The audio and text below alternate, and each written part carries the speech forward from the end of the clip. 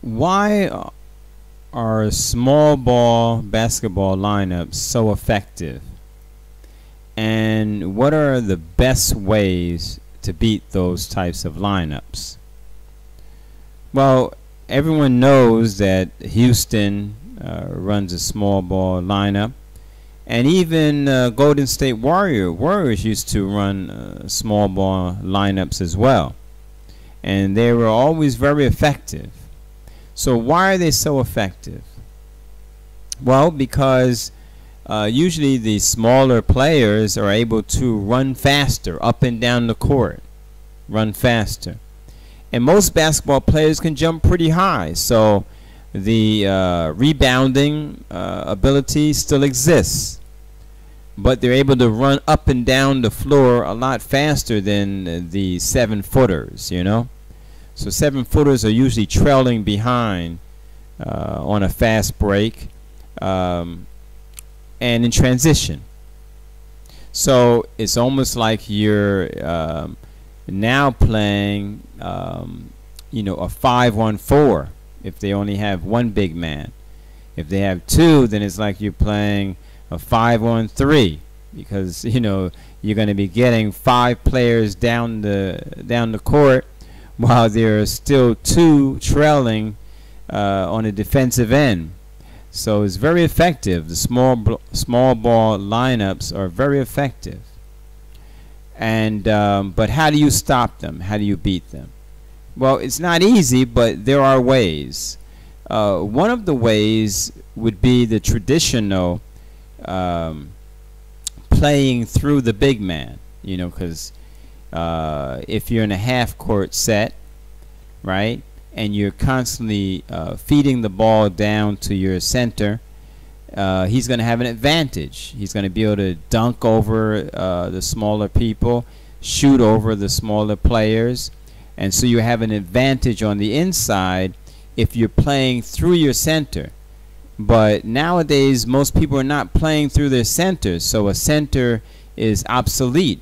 Unnecessary. If you're not playing through him, he's unnecessary. And if you're shooting from way outside, the rebounds are going to be long rebounds as well. So the center almost becomes null and void.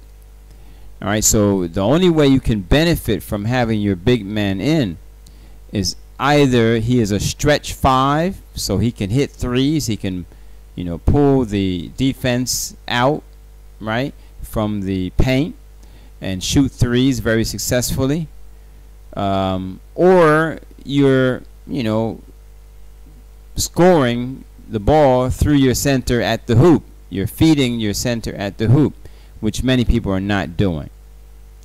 All right, even the Lakers, even though they have big men, you know, JaVale and Dwight Howard, but they don't play through them. So it becomes almost useless having them in there against a small ball lineup, because the advantage that you would have with them is null and void. It doesn't exist if you're not playing through them. They're just there for rebounding purposes primarily, and the rebounds become a lot less when people are now in the shooting 3 game. So with the Houston Rockets always shooting so many threes every game, then the rebounds are not coming straight down around the basket. They're bouncing way out. Okay, so there's no benefit in having your big man in, and that's why Vogel was very wise in sitting both of those players down from the start of the game. Yes, from the tip off, you want to have a big man in there, right? And certain situations and certain times you may want to put in your big man, but primarily if you're going up against a small ball lineup, no, that's not the wisest thing to do. And some of it was by luck. You know, it may not be luck for certain individuals, but JaVale getting hurt was a blessing in disguise. All right, but Vogel was wise enough to sit down Dwight Howard. All right, so he may be, of course, needed, you know, in the future if they go to the next round and maybe even in the finals, NBA Finals. So they're going to be needed, but you have to be wise enough to know when to use them and when not to use them. All right, so here, as I mentioned, if you have a stretch 5, that's one way. Feeding, scoring through the center, feeding the center, that's another way, but very few people are doing that, because if you don't have a shack down under the hoop, most people are not, running their plays through their center. So what's the other way of dealing with that? Is to actually play small ball if you have a lineup that can accommodate that. And the greatest advantage is if you have a big man that plays like a small man and you're playing through him. And that the Lakers have. They have AD, who was short and had a growth spurt, so he is like a small man in a big body, so that's a great advantage, and they're playing through AD, as LeBron James said that they would do. And so playing him at the 5 becomes a great advantage when you're playing small ball. All right, so, and even when they're not playing small ball, it's still very wise, because the advantage that a small ball lineup has against a lineup that is not is amazing. I mean, you can see AD shoot down the other end of the court faster than many of the other people. So he's not slow like a big man, but he is a big man. He doesn't play like a big man. He can shoot from the outside. He can shoot mid-range. He can do turnaround jumpers, and he can do the work of a big man.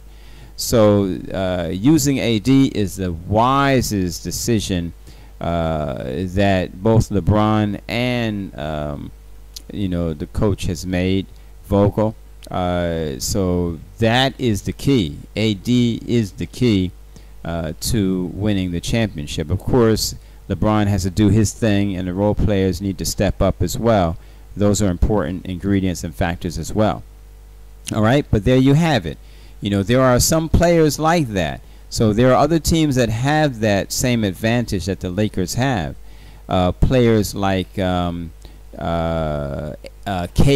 KD is one of those tall, long players that also is a big man, but he doesn't play like a big man. All right, he can shoot from anywhere in the court. He can run up and down. These are slim, tall guys who are not playing like centers, and they usually don't play the position of center. But if they do, they will kill you on the inside and kill you on the outside, kill you everywhere. So AD, KD, the unicorn, as they called him, so that's, those are players that have that ability, that those teams, when they use them the right way, they get a great advantage over other teams. All right, so that's basically it. Okay, those are ways to defeat the small ball lineups. Okay, and of course, when I said the unicorn, I'm talking about Porzingis.